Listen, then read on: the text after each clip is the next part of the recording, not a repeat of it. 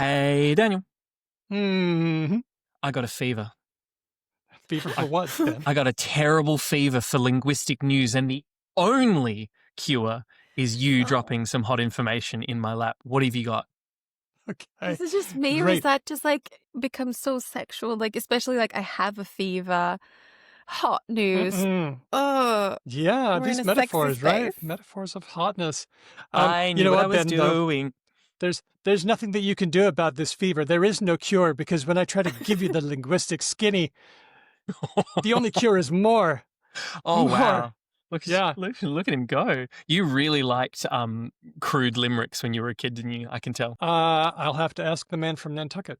Yeah, Anyway, this one is a new one from Adele Goldberg. Remember Hedvig talking to Adele Goldberg in our episode do. 121? It was so good.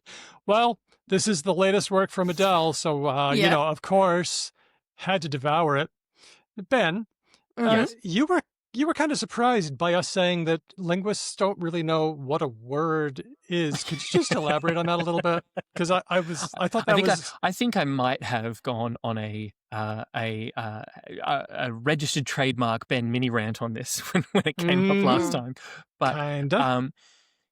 it is always amusing to me when you find out that a field of knowledge, once you dig deep enough and get like in the weeds enough, actually has some serious like issues with what an outsider would assume is just like baseline agreed knowledge in that field. For instance, you mentioned that linguists don't really have a cohesive agreement on like what a word is, which to me is a bit like a doctor, or doctors generally, not really having an agreement on what like cancer is really. And now I don't know this for sure. That might actually be true for all I know.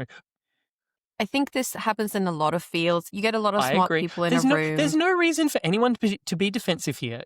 The paper's called The English Phrase as Lemma Construction. When a phrase masquerades as a word, people play along. Phrase as lemma. Now, when this says lemma, just think word.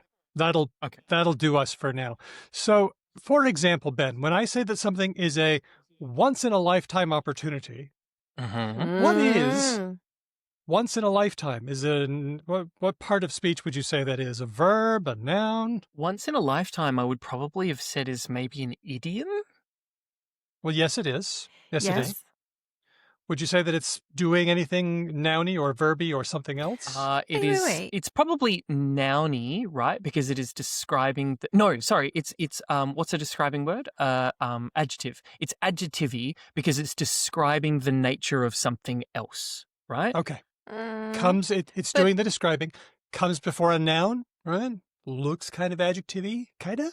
No, Hedvig?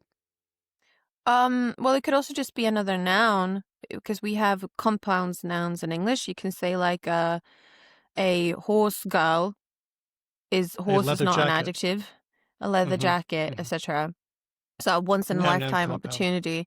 I also would say once in a lifetime. I'm not sure it qualifies as an idiom because you can take it apart by its parts, and it means what it means. That's true. Well, we have talked about lots and lots of phrases like this that sort of masquerade as words. For example, marry me chicken dish. We've talked about both sidesism. We've talked about a lot of these. So this paper describes these as a phrase as a lemma. It's a phrase that behaves as if it were a simple word. So here's one of the contentions of the paper. They argue that we can't shoehorn them into other categories like nouns and verbs, because they don't have the same distribution as adjectives, for instance. They don't act the same as adjectives. They use an example. Here we go. Stephen Colbert in a show, there was a story about how Selma Hayek's owl coughed a rat hairball on Harry Styles. I guess that was the thing that happened. Told the story on Stephen Colbert's show. And Colbert said, meanwhile, in Selma Hayek's owl coughed a rat hairball on Harry Styles news. So he was able to do the joke better than I could. But the paper says he treats the event of the actress's owl coughing up rat hairballs on the singer-songwriter as if it were familiar enough to be a lemma named by a word. Yeah. It's like when I do it that way, instead of saying it as a sentence, I'm using it I'm using it as a phrase, as a lemma, and then I'm inviting you to pretend that this is common enough to be a thing. I'm making it a thing. I'm making fetch happen. Well, you're talking to your audience who listened to that story at some point. So you know that they heard it. You're not making fetch happen. You know that fetch is already in the waters. I wonder, though, I reckon you could do it the other way around. I reckon if you're a good performer, right? I think a person like Stephen Colbert, who I have a lot of performance respect for, could probably lead the story. Like he could pivot from one story to another and turn to a different camera and be like, meanwhile, in Selma Hayek's Al coughs a rat hairball on Harry Styles news, and then just basically repeats that. Selma Hayek's Al coughed a hairball on Harry Styles. I think that'd be more Norm Macdonald's thing, wouldn't it? Yeah, possibly. This brings me back to the fact that, like, if I had endless money, funding-wise, and got to do anything I wanted, I think comedy is under researched because they're doing funny things with common ground, like setting things up and turning it around, and like comedy's so tough as well. Like there's so much to analyze. There's so much to analyze, and I would like to write something about something that's new. And I don't know if saying comedians play with words in a funny way is super new, maybe. But it's so cool. I want to know how they do it. And I also think they don't know. Well, let me get to some of the findings of this paper. First of all, when you pick up a phrase and use it as a lemma, they say they're treated as known, as a known entity, even if they're not, which makes them kind of funny. So if I say, oh, I can see that we're up to the cleaning the fridge stage of work avoidance. Now, I'm treating that like it's a known thing. See, it's funny. It works. Yeah, 100%. It presumes that we share some common knowledge together, which is another thing that we love to do with language. Oh, no, you and I share a thing, right? And in fact, they even did some work to show that people judge these high-frequency phrases as lemmas, phrases as words, as implying more common knowledge, as being wittier, and being more sarcastic than if you had just gone ahead and used the phrase or the sentence as a word. They also mention British drunkonyms. Now, we've talked about drunkonyms maybe before on the show.